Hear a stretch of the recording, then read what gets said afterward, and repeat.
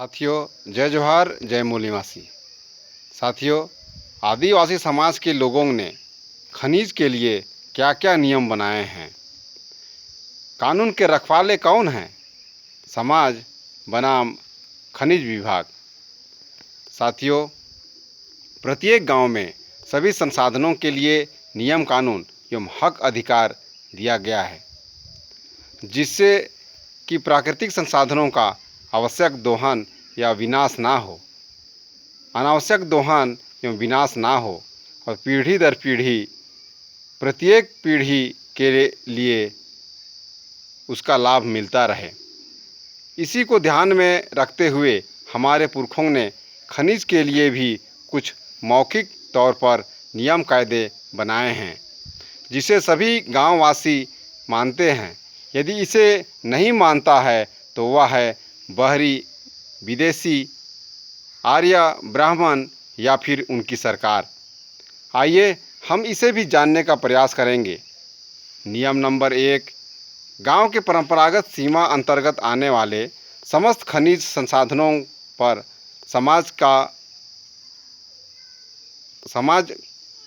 गांव समाज का मालिक होना। दूसरा, गांव समाज के बिना अनुमति कोई भी खनिज का दोहन, खनन, बिक्री एवं उपयोग नहीं कर सकना। तीसरा, गांव के समस्त खनिज धन संपदा को गांव का अमूल्य खजाना मानना। चौथा, खनिज से ही गांव को अमीर बनाना। जिस गांव में खनिज है वह गांव को ही अमीर माना जाता है। पांचवा, समाज के सभी लोगों का आवश्यकता एवं अनुमति के आधार पर उपयोग के लिए अधिकार प्रदान करना।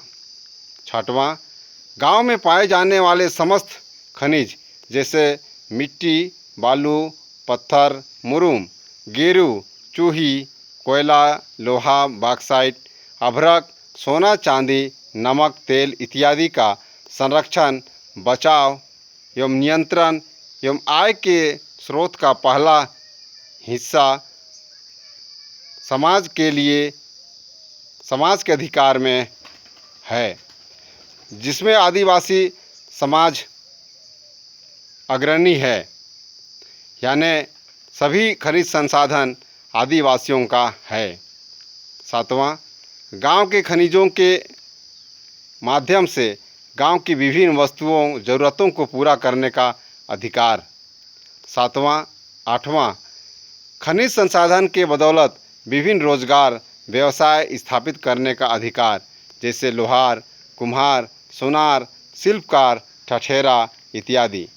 नौवां, गांव के खनिज पदार्थ से मकान बनाना, घरेलू उपयोग के औजार, खेती के औजार, शिकार के औजार, सुरक्षा एवं औषधि के औजार एवं श्रृंगार की वस्तु बनाने का अधिकार।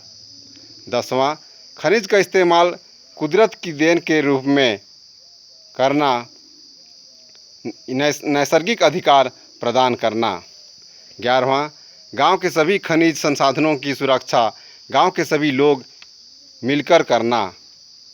बाहरी लुटेरों से इसे बचाना, खनिज का अनावश्यक दुरुपयोग करने, खनिज की चोरी एवं ख़त्म होने से बचाना।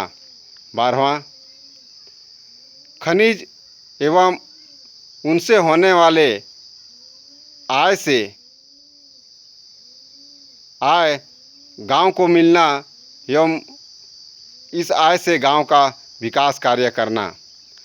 13, समाज के बिना अनुमति खनिज का उत्खनन, परिवहन, खरीद बिक्री, लीज, ठेका या फिर पट्टा प्रदान नहीं करना। 14, सभी ग्रामों उद्योगों की स्थापना करना। इस तरह आज जानकारी के अभाव एवं गांव में गुलामी का राज आते ही, ब्राह्मण राज आते ही सारे खनिज हमारे लिए दुश्मन बन गए हैं। यदि यही स्थिति रही तो जहाँ भी खनिज संसाधन है, गांव को कभी चैन की नींद सोने नहीं देगी। उन्हें हमेशा डर बना रहेगा कि हमारे विस्थापन का नोटिस कब आ जाए, हम कहाँ जाएं, मुआवजे का हम क्या करें। अचल संपत्ति को खोने का भय सभी खनिज संसाधनों पर खनिज संसाधन विभाग, कंपनियों, ठेकेदारों को मालिक बना दिया गया और गांव के सारे हक अधिकार छीन लिए गए हैं। यही है क्या यही है आज़ादी? ये तो गुलामी से भी बदतर जीवन है। गांव के लोग आवश्यकता अनुसार उपयोग की बात तो दूर छू नहीं सकते। अधिकारी, कर्मचारी एवं सिक्योरिटी फोर्स की झिड़कन तुरंत सुनने को मिल जाती है। हम यदि उत्खनन, परिवहन एवं निस्तार करें तो वह गैर कानूनी है, चोरी है, जुल्म, जेल एवं जुर्माना होता है। उधर सरकार समाज के बिना अनुमति कुछ भी करे, कोई नियम कायदे नहीं। पर्यावरण, वायु, ध्वनि, जल प्रदूषण से कोई वास्ता नहीं। गांव से पूछने की बात तो बहुत दूर, एक अंश भी लाभांश नहीं मिलता है। ब्राह्मणों की चाल देखो, असली मालिक आदिवासी, मूल निवासी, भिखारी एवं बाहरी विदेशी यहाँ के संसाधनों से मालामाल हो रहा है, मालिक बन बैठा है। ये छोटी सी बात हमें समझ में क्यों नहीं आती है? जब आप समझेंगे यह संसाधन आपका हो जाएगा और तब इससे मिलने वाले सारे लाभ भी आपको मिलेगा। यही कारण है कि हमें मूर्ख बना दिया गया है, गुलाम बना दिया गया है, जिससे कि मनमाने ढंग से दोहन कर सकें, हमारे प्राकृतिक खनिज भंडार को खाली कर सकें और हम गांववासी हमारे पुरखों की विचारधारा, हक अधिकार, नियम कायदे भूलकर मुंह ताकते हुए अपने नज़रों के सामने इतनी कीमती पदार्थों को ले जाते हुए भी ठलुआ बने बैठे हैं। हमारी औकात कहाँ गई? क्या आपके दिल में दर्द नहीं उठता?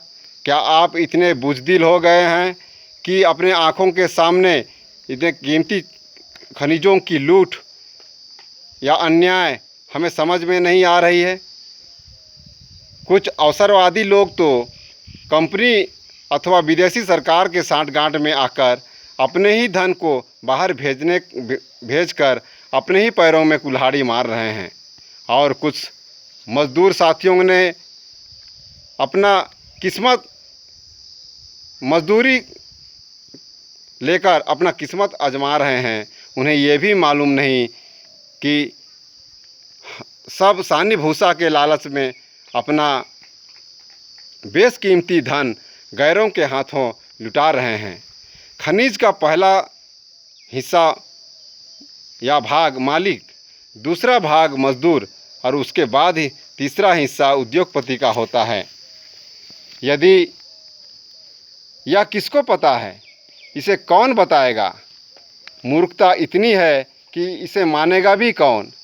फिर भी यदि अपना गांव बचाना है, अपना खनिज संसाधन बचाना है, पर्यावरण बचाना है, गांव की आमदनी बढ़ाना एवं गांव की विकास करना है, तो इसके लिए खनिज संसाधनों पर नियंत्रण करना ही होगा, अन्यथा कब्र का गड्ढा तैयार रखिए। यही नौबत आने वाली है।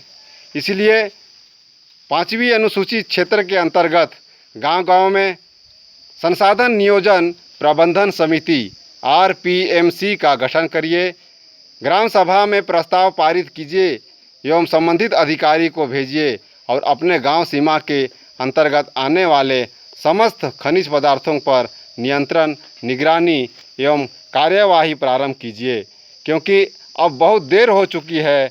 हमारे पुरखों के सभी मान्यताओं को पुनः स्थापित कीजिए। कोई भी व्यक्ति, विभाग, कंपनी, ठेकेदार एवं स्वयं सरकार भी समिति से बिना पूछे या सलाह सहमति के बिना गांव सीमा के भीतर की खनिज का दोहन नहीं कर सकती। यदि सहमति दिया भी जाए तो इस शर्त पर कि खनिज से होने वाले आमदनी का अधबटाई का एक भाग गांव को मिले, ये सुनिश्चित हो। इसके साथ ही विदेशी व्यवस्था के विरोध में चल रहे मूल निवासियों के आज़ादी की लड़ाई भारत मुक्ति मोर्चा के साथ जुड़िए और इसके साथ सहयोग से आगे बढ़िए। आपके गांव को संपन्न बनाने में कोई नहीं रोक सकेगा। इसके साथ ही साथ लघु कुटीर अथवा ग्रामोद्योग की स्थापना कर गांव को पुनः आत्मनिर्भर बनाइए। गांव में रोजगार का प्रबंध कीजिए। गांव के खनिज एवं मजदूरों का पलायन को रोकिए। ये सुनहरा अवसर जाने न दीजिए। इसलिए मेरे चैनल को सब्सक्राइब कर दीजिए, वीडियो को लाइक एवं शेयर कीजिए, जिससे कि हमें आगे बढ़ने का मौका मिल सके। धन्यवाद।